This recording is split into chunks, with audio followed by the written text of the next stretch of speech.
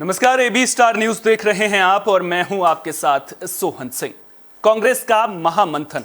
छत्तीसगढ़ की राजधानी रायपुर में कांग्रेस का महामंथन शुरू हो चुका है और कई मायनों में कांग्रेस का ये महामंथन कांग्रेस के लिए बेहद खास भी है और बेहद जरूरी भी है, क्योंकि अभी आने वाले समय में इसी साल में कुछ राज्यों में चुनाव होने हैं और उन राज्यों में से 2 राज्य ऐसे भी हैं जहां पर कांग्रेस पार्टी सत्ता में है। उन राज्यों में छत्तीसगढ़ और राजस्थान में कांग्रेस पार्टी के सामने अपनी सत्ता को बरकरार रखने की चुनौती है, जबकि दूसरे राज्यों में भी कांग्रेस के लिए अग्नि परीक्षा कम नहीं होने वाली है, क्योंकि 2024 में चुनाव हैं और 2024 से पहले ये विधानसभा चुनाव कांग्रेस पार्टी के लिए किसी सेमीफाइनल से कम नहीं होने वाले हैं। लिहाजा रायपुर में कांग्रेस पार्टी मंथन करने पर जुटी हुई है और इस दौरान कौन कौन से बड़े फैसले लिए जाएंगे इस पर भी सबकी नजरें हैं। इसी को लेकर के एक बड़ी खबर भी सामने आ रही है। रायपुर से ये बड़ी खबर सामने आ रही है, कांग्रेस वर्किंग कमेटी के चुनाव नहीं होंगे, कांग्रेस कार्य समिति के सदस्यों के लिए चुनाव नहीं होंगे। ये बड़ी खबर रायपुर से सामने आ रही है। कांग्रेस की बैठक में यह बड़ा फैसला लिया गया है। रायपुर में कांग्रेस का महाधिवेशन चल रहा है। कांग्रेस अध्यक्ष ही सीडब्ल्यूसी मेंबर्स को नियुक्त करेंगे, यानी कि मल्लिकार्जुन खड़गे को ही यह जिम्मेदारी निभानी होगी। स्टीयरिंग कमेटी की बैठक में यह बड़ा फैसला लिया गया है। दरअसल सबकी नजरें इस बात पर टिकी हुई थी कि कांग्रेस वर्किंग कमेटी के सदस्यों के चुनाव को लेकर के क्या कुछ फैसला लिया जाता है, क्या इसके लिए चुनाव कराए जाते हैं या फिर मल्लिकार्जुन खड़गे को ही यह जिम्मेदारी दी जाती है। सवाल इसलिए भी अहम था क्योंकि अगर मल्लिकार्जुन खड़गे को यह जिम्मेदारी नहीं दी जाती तो फिर जो परिवारवाद के आरोप लगातार कांग्रेस पार्टी पर लगते रहे हैं, उन आरोपों से निपटने में कहीं ना कहीं पार्टी को दिक्कतें सामने आ रही थी। और अब यह बड़ा फैसला अब कांग्रेस पार्टी की ओर से लिया गया है। स्टीयरिंग कमेटी की जब बैठक हुई पहले दिन, यानी कि आज जब यह बैठक हुई, तो उसमें साफ तौर पर यह कहा गया कि कांग्रेस वर्किंग कमेटी के जो सदस्य हैं उनका चुनाव नहीं किया जाएगा।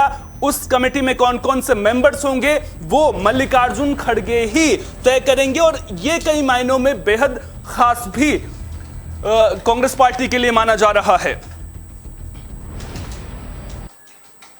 सीडब्ल्यूसी मेंबर्स के चुनाव को लेकर के सवाल कई सारे खड़े हो रहे थे, कई धड़े कांग्रेस पार्टी में भी इसको लेकर के बंटे हुए नजर आ रहे थे। लेकिन जब स्टीयरिंग कमेटी की बैठक हुई तो उसके बाद यह तय हो गया, यह साफ हो गया कि कांग्रेस पार्टी पूरी तरह से जो जिम्मेदारी है वो मल्लिकार्जुन खड़गे को देना चाहती है। मल्लिकार्जुन खड़गे ही इस जिम्मेदारी का निर्वहन करते हुए नजर आएंगे, क्योंकि सवाल इसलिए लगातार कांग्रेस पार्टी पर परिवारवाद के आरोप लगते हुए नजर आते थे कि पार्टी में केवल सोनिया गांधी, राहुल गांधी और प्रियंका गांधी की ही चलती है। तो अब ऐसे में कहीं ना कहीं स्टीयरिंग कमेटी में जब राहुल गांधी वहां पर मौजूद नहीं थी, माफ कीजिएगा, राहुल गांधी वहां पर मौजूद नहीं थे, सोनिया गांधी वहां पर मौजूद नहीं थी, प्रियंका गांधी वहां पर मौजूद नहीं थी, तो इसके बाद यह जरूर साफ हो गया है कि मल्लिकार्जुन खड़गे के ऊपर पूरी तरह से जिम्मेदारी दे दी गई है कि आप अपनी टीम का चयन कर लीजिए। आपको अपनी टीम में कौन कौन से सदस्य चाहिए उसको लेकर के आप अपनी टीम बना लीजिए। आप उसको लेकर के पूरी तरह से स्वतंत्र हैं, यानी कि कांग्रेस पार्टी को किस तरह से चलाना है उसकी जिम्मेदारी पूरी तरह से मल्लिकार्जुन खड़गे को दे दी गई है। लेकिन कांग्रेस का यह महाधिवेशन केवल कांग्रेस वर्किंग कमेटी को लेकर के ही अहम नहीं है, कुछ और भी बड़े फैसले इस महाधिवेशन में लिए जाने हैं। उन फैसलों पर नजरें हमारी लगातार बनी रहेंगी। आखिर वो कौन कौन से फैसले होंगे, इस पर भी चर्चाओं का बाजार लगातार गर्म है, क्योंकि पार्टी के सामने कई तरह के सवाल खड़े हो रहे हैं। चुनाव में पार्टी को अच्छा प्रदर्शन तो करना है ही, साथ ही साथ में जिम्मेदारी भी तय करनी होंगी। पार्टी के अंदर से जिस तरह से अंदरूनी कलह की खबरें लगातार सामने आती रहती हैं, उस कलह से पार्टी को कैसे निपटना है उसको लेकर के भी कहीं ना कहीं पार्टी को किसी निर्णायक फैसले पर पहुंचना होगा। साथ ही साथ में जिस तरह से आम आदमी पार्टी का वर्चस्व लगातार बढ़ रहा है, तृणमूल कांग्रेस का वर्चस्व लगातार बढ़ रहा है, ऐसे में जो क्षेत्रीय पार्टियां हैं उनके सामने कहीं ना कहीं कांग्रेस पार्टी बैकफुट पर नजर आ रही है और अब कार्यकर्ताओं को एकजुट करने में पार्टी लगातार जुटी हुई है। भारत जोड़ो यात्रा के जरिए इस मुहिम की शुरुआत जरूर कांग्रेस पार्टी की ओर से कर दी गई है और अब इसी कड़ी में महाधिवेशन को भी आप देख सकते हैं और इस महाधिवेशन के जरिए कहीं ना कहीं पार्टी अपने कार्यकर्ताओं को, अपने नेताओं को एकजुट करने में जुटती हुई नजर आ रही है।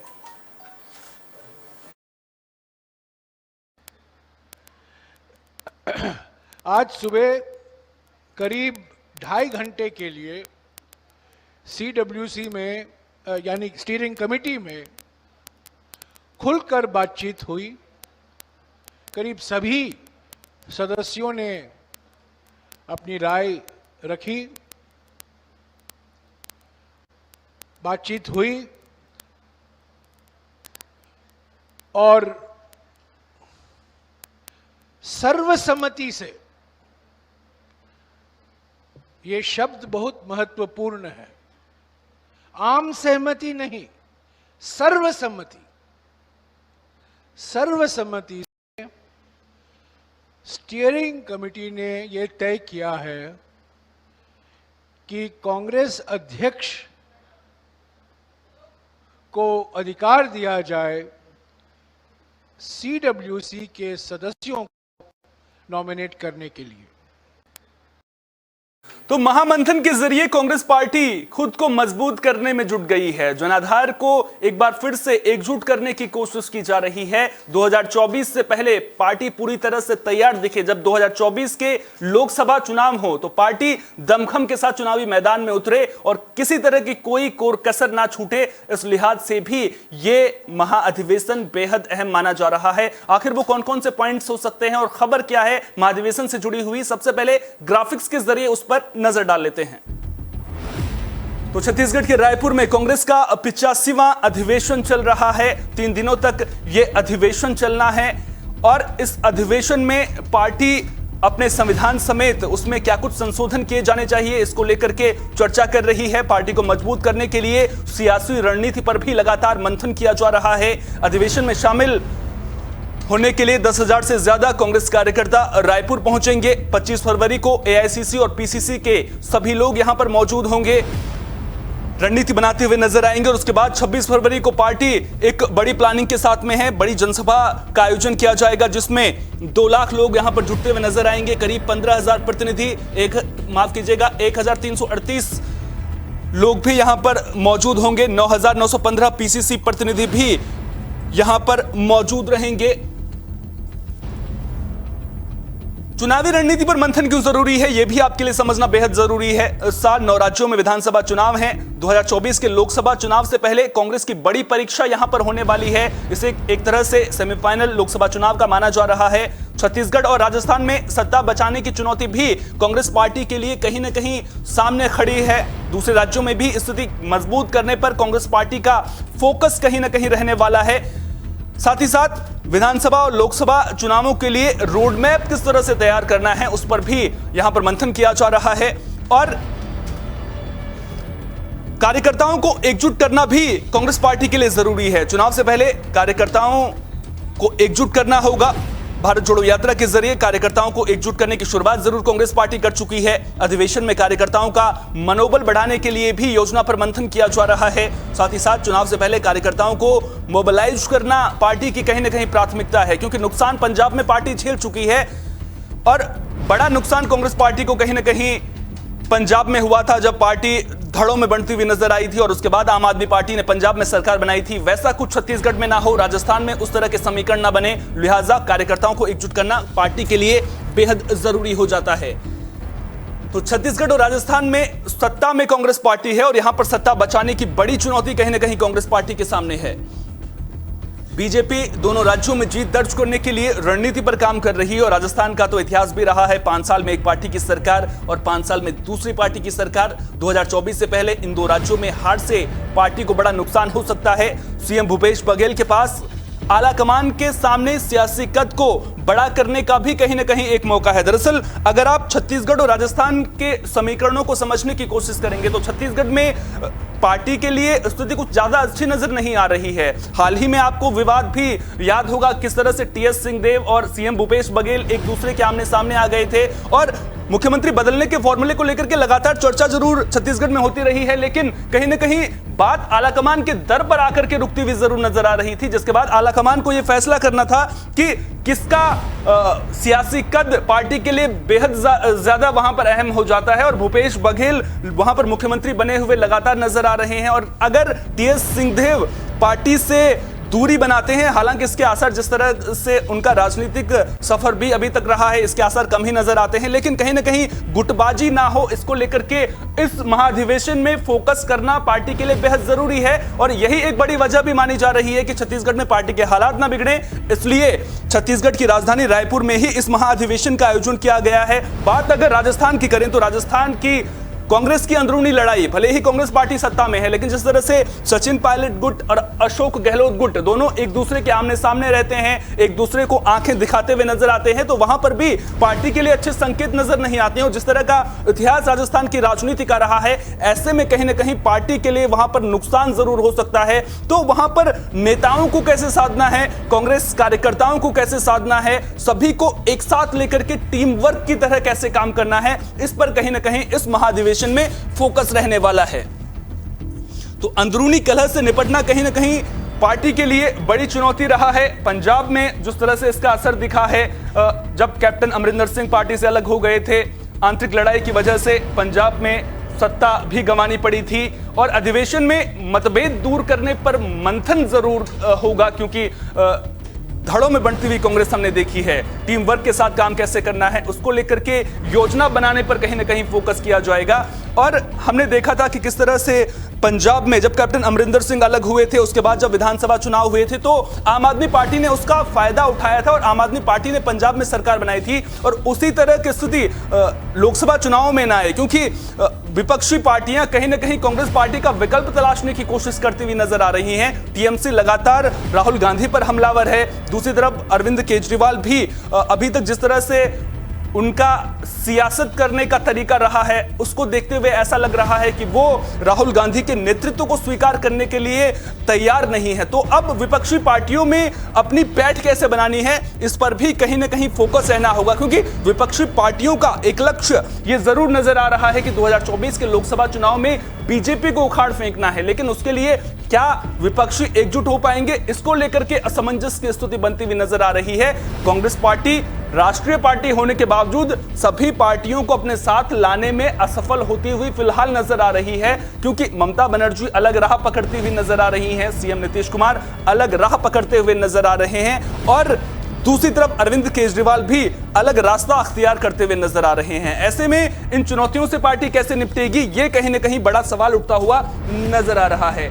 साथ ही साथ में अगर बीजेपी को आपको सत्ता से उखाड़ फेंकना है तो वो मुद्दे कौन से होंगे, उन मुद्दों पर भी चर्चा होनी बेहद जरूरी है। किन मुद्दों के साथ जनता के बीच में कांग्रेस पार्टी जाएगी, ये सवाल बड़ा है। वो मुद्दे कौन से होंगे, महंगाई बेरोजगारी को लेकर के लगातार हमलावर बीजेपी पर नजर आ रही है, लेकिन और वो कौन कौन से मुद्दे हो सकते हैं, उन मुद्दों को प्राथमिकता से तो उठाना होगा, लेकिन उन मुद्दों का चयन होना भी बेहद जरूरी है। आपको याद होगा कि पिछले लोकसभा चुनाव के दौरान प्रधानमंत्री नरेंद्र मोदी पर जब टिप्पणियां की गई थी, तो उसका नुकसान कहीं ना कहीं पार्टी को बड़े स्तर पर हुआ था और उन मुद्दों के साथ साथ विपक्षी एकजुटता पर भी कहीं ना कहीं फोकस पार्टी का जरूर रहेगा।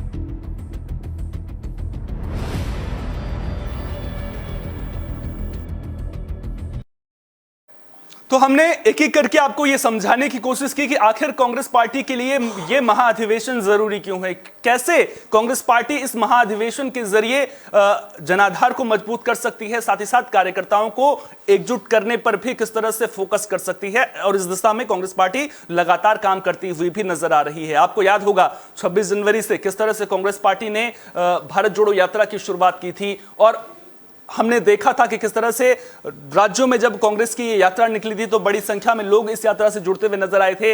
कांग्रेस कार्यकर्ताओं का पुरजोर समर्थन मिलता हुआ नजर आया था और कुछ विपक्षी पार्टियों के नेता भी जब आखिर में कश्मीर में यात्रा पहुंची थी तो वहां पर भी विपक्षी पार्टियों के नेता पहुंचे थे, लेकिन सभी विपक्षी पार्टियां वहां पर नहीं पहुंची थी और यह कहीं ना कहीं कांग्रेस पार्टी के लिए एक माइनस पॉइंट साबित होता हुआ नजर आ रहा है। और अगर कांग्रेस पार्टी को बीजेपी का मुकाबला करना है, विपक्ष को बीजेपी का मुकाबला करना है, तो कहीं ना कहीं उसके लिए सभी को साथ आना होगा। लेकिन उससे पहले कांग्रेस पार्टी के अस्तित्व को लेकर के भी हमने सवाल उठते हुए देखे हैं। सबसे पहले कांग्रेस पार्टी को खुद को मजबूत करना होगा और यह महाअधिवेशन कांग्रेस पार्टी के लिए एक तरह से आप कह सकते हैं कि खुद के अंदर झांकने का एक मौका है।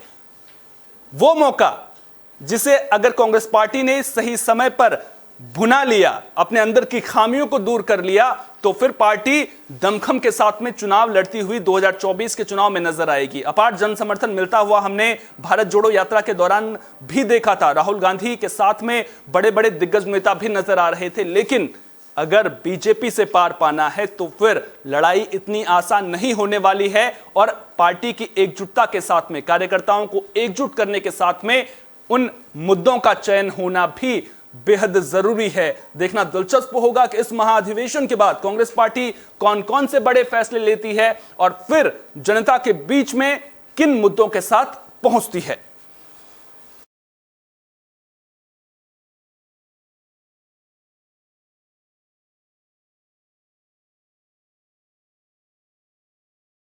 चलिए अब बात बुलेटिन में एक और बड़ी खबर भी कर लेते हैं। रूस यूक्रेन युद्ध का 1 साल आज पूरा हो गया है और यह 1 साल तबाही से भरा हुआ था। यूक्रेन के शहर खंडहर में तब्दील होते हुए नजर आ रहे हैं। लोग पलायन कर चुके हैं और जो लोग पलायन कर चुके हैं उनकी संख्या 80 लाख से 1 करोड़ के बीच में है।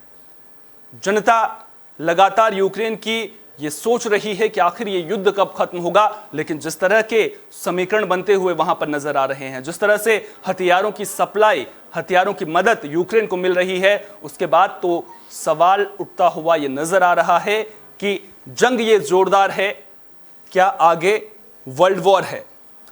सवाल इसलिए ये अहम हो जाता है क्योंकि अब खबरें ये भी सामने आ रही हैं कि चीन की ओर से रूस को हथियारों की सप्लाई करने पर भी विचार किया जा रहा है। और अगर ऐसा होता है तो आप इस युद्ध को एक फ्रेम में ऐसे भी देख सकते हैं कि एक और चीन और रूस, दूसरी तरफ नाटो के देश और यूक्रेन, तो फिर स्थिति कितनी गंभीर और भयावह हो जाएगी ये आप खुद ब खुद अंदाजा लगा सकते हैं। लेकिन इस 1 साल में जो तबाही का मंजर यूक्रेन ने देखा है, वो पीड़ा, वो दर्द यूक्रेन के लोग ही बेहद अच्छी तरह से समझ सकते हैं। और तबाही जहां एक और यूक्रेन में मची है, दूसरी ओर इसका असर पूरी दुनिया पर पड़ा है, क्योंकि पूरी दुनिया में फूड सप्लाई चेन प्रभावित हुई है, अर्थव्यवस्था प्रभावित हुई है, महंगाई चरम पर अगर पहुंच रही है तो उसकी एक वजह रूस यूक्रेन के बीच में युद्ध को भी माना जा रहा है।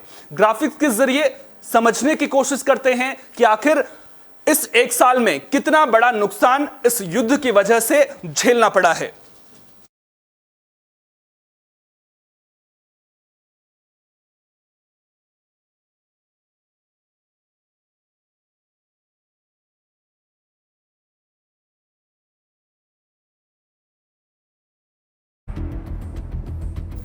तीन लाख से ज्यादा लोगों की मौत हो चुकी है। ये रूस यूक्रेन दोनों तरफ से हम बात कर रहे हैं। रूस के 1,80,000 सैनिक या तो मारे गए हैं या घायल हुए हैं। आंकड़ों को लेकर अलग अलग रिपोर्ट्स क्या कह रही हैं वो हम आपको दिखा रहे हैं। रूस के 1 लाख सैनिक या तो मारे गए हैं या घायल हुए हैं। यूक्रेन दावा कर रहा है कि 1,45,850 सैनिक रूस के मारे गए हैं। ग्रीस के 12, अजरबैजान के 8 नागरिकों ने भी जान गंवाई है। 44 विदेशी नागरिकों की मौत भी इस युद्ध में हुई है, जिसमें एक भारतीय छात्र भी शामिल है। मॉस्को टाइम्स के मुताबिक 17 फरवरी 2023 तक रूस के 14,709 सैनिक ही मारे गए हैं। यूक्रेन का करीब 138 अरब डॉलर का इंफ्रास्ट्रक्चर तबाह हो गया है। कितनी तबाही लेकर के ये युद्ध आया है। 1,49,300 इमारतों को नुकसान पहुंचा है। 3,000 से ज्यादा शैक्षणिक संस्थान तबाह हो गए हैं। अब आप खुद अंदाजा लगाइए कि किस तरह के हालात वहां पर नजर आ रहे हैं। 1,500 कल्चर, स्पोर्ट्स और रिलीजियस संस्थानों को भी इस युद्ध की वजह से नुकसान पहुंचा है। 1,100 से ज्यादा अस्पतालों को भी नुकसान पहुंचा है। तो एक तरह से आप कह सकते हैं कि स्वास्थ्य, शिक्षा और जो भी बुनियादी जरूरतें होती हैं उसके संस्थान चरमराते हुए नजर आ रहे हैं। यूक्रेन कितना पिछड़ जाएगा अंदाजा आप खुद ब खुद लगा सकते हैं। हालांकि मदद जरूर दूसरे देशों की ओर से लगातार की जा रही है। अमेरिका की ओर से सैन्य सहायता भी लगातार पहुंचाई जा रही है। यूरोपियन कंट्रीज की ओर से मदद पहुंचाई जा रही है। तमाम देश मदद करते हुए नजर आ रहे हैं। लेकिन जिस तरह के हालात इस वक्त यूक्रेन में नजर आ रहे हैं, तबाही का मंजर हर और नजर आ रहा है। कुछ और आंकड़ों पर भी नजर डाल लेते हैं आम लोगों पर क्या कुछ असर पड़ा है। संयुक्त राष्ट्र की रिपोर्ट में क्या कुछ इसे लेकर के कहा गया है। यूक्रेन के 8,006 लोगों की मौत हुई है। महायुद्ध का आम लोगों पर क्या असर पड़ा है। 13,000 से ज्यादा लोग इस महायुद्ध में घायल हुए हैं। जंग ये जोरदार है और आगे क्या वर्ल्ड वॉर है, यह सवाल उठता हुआ नजर आ रहा है। 487 बच्चों की मौत हुई है। 954 बच्चे घायल इस महायुद्ध में हुए हैं। 80 लाख लोगों ने यूक्रेन छोड़ दिया है। तो क्या कुछ असर देखने को मिल रहा है आम लोगों पर, वो हम आपको बता रहे हैं। किस देश में कितने लोगों ने शरण ली है। रूस में 28 लाख लोग शरण ले चुके हैं। पोलैंड में 15 लाख लोग शरण ले चुके हैं। यूक्रेन से 80 लाख से ज्यादा लोग पलायन कर चुके हैं। जर्मनी की अगर बात करें तो वहां से 11 लाख लोग जर्मनी में यूक्रेन के शरण ले चुके हैं। चेक रिपब्लिक की अगर बात करें तो 4.89 लाख लोगों ने चेक रिपब्लिक में शरण ली है। रूस में सबसे ज्यादा 28 लाख लोगों ने शरण ली है। और इस युद्ध को लेकर के जब ये युद्ध शुरू हुआ था तो एक सवाल लोगों के मन में उठ रहा था कि आखिर ये युद्ध खत्म क्यों नहीं हो रहा है। सबसे पहले इस तरह की बातें कही जा रही थी कि रूस इस युद्ध को 10 से 15 दिनों में खत्म कर सकता है, लेकिन ये युद्ध इतना लंबा कैसे चल गया, इस पर भी कहीं ना कहीं नजर डालना बेहद जरूरी है। 80 से ज्यादा देश यूक्रेन को अलग अलग तरीके से मदद दे रहे हैं। यहां पर आपको यह समझना होगा कि यूक्रेन को इतनी मदद मिल कैसे रही है।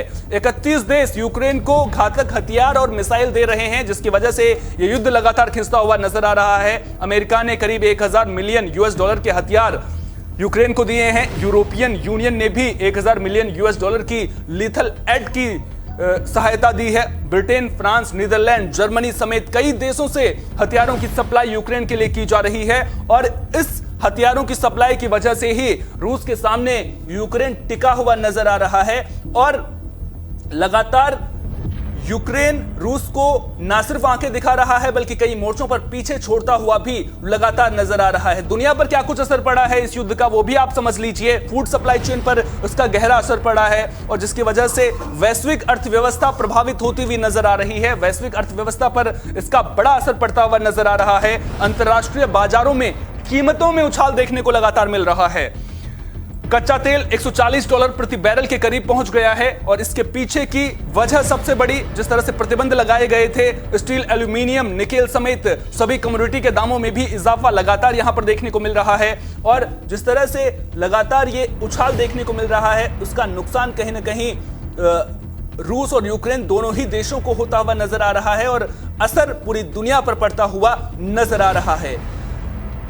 यूक्रेन में युद्ध रोकने के लिए UNGA में भी प्रस्ताव पास किया गया था और इस प्रस्ताव में जिन देशों ने विरोध किया था उनके नाम आप देख सकते हैं। रूस ने इसका विरोध किया, इसके अलावा बेलारूस ने भी इस प्रस्ताव का विरोध किया है। उत्तर कोरिया ने भी UNGA में प्रस्ताव का विरोध किया। इरिट्रिया ने भी इस प्रस्ताव का विरोध किया है। साथ ही साथ माली ने भी इस प्रस्ताव का विरोध किया है और निकारागुआ, ये वो देश जिन्होंने UNGA में युद्ध रोकने से जुड़े प्रस्ताव का विरोध किया है। सीरिया ने भी इस प्रस्ताव का विरोध किया है।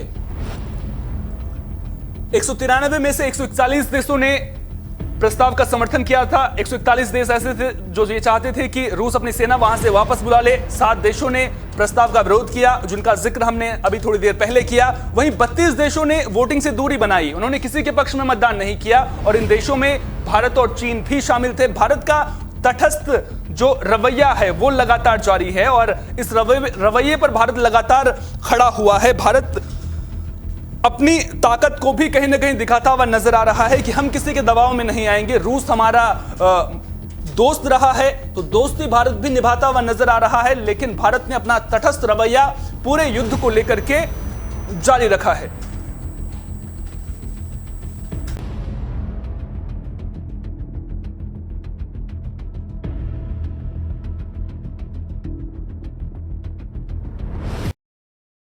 सवाल जो हर किसी के मन में है कि आखिर ये युद्ध खत्म कब होगा, ये युद्ध कितने दिन और चलेगा। सवाल इसलिए ये अहम है क्योंकि इस युद्ध में लाखों लोग अपने जान गंवा चुके हैं। शहर खंडहर में तब्दील होते हुए नजर आ रहे हैं।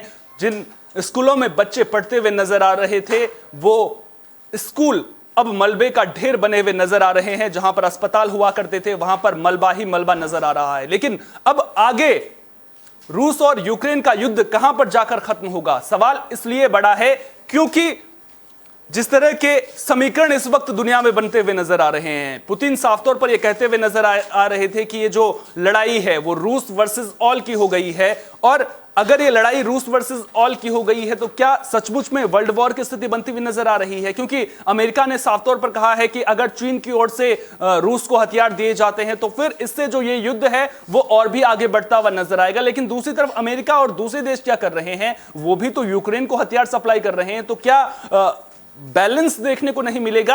यह यहां पर बड़ा सवाल उठता हुआ नजर आ रहा है। हालांकि जो स्थिति पहले थी उसमें अब बदलाव नजर आ रहा है। पहले रूस ने यूक्रेन के कई हिस्सों पर कब्जा कर लिया था, कई इलाकों पर कब्जा कर लिया था, लेकिन अब कई इलाके ऐसे हैं जहां से रूस की सेना को भी पीछे हटना पड़ा है। और कई आंकड़े तो यह भी कह रहे हैं कि इस युद्ध में रूस के ज्यादा सैनिकों की मौत हुई है। लेकिन क्या दुनिया इसी तरह से बंटी हुई नजर आएगी? और अगर युद्ध समाप्त होगा तो उसमें मध्यस्थता या फिर युद्ध समाप्त करने की पहल कौन करेगा? क्योंकि जो मौजूदा स्थिति है उसको देखते हुए ना तो रूस पीछे हटने को तैयार नजर आ रहा है और ना ही यूक्रेन पीछे हटने को नजर आ रहा है। अब ऐसे में क्या भारत बड़ा कदम उठा सकता है? क्या भारत वो देश साबित हो सकता है जो इस युद्ध को खत्म करने की ताकत रखता है? क्योंकि अमेरिका भी ये बयान पहले दे चुका है कि भारत में वो ताकत है कि ये युद्ध खत्म किया जाए। देखना दिलचस्प होगा कि आखिर रूस और यूक्रेन का ये युद्ध कब जाकर खत्म होगा। पल पल की अपडेट हम आप तक पहुंचाते रहेंगे। तब तक देश और दुनिया से जुड़ी तमाम अहम खबरों के लिए बने रहिए AB स्टार न्यूज के साथ, क्योंकि यहां पर खबरों का सिलसिला कभी नहीं थमता।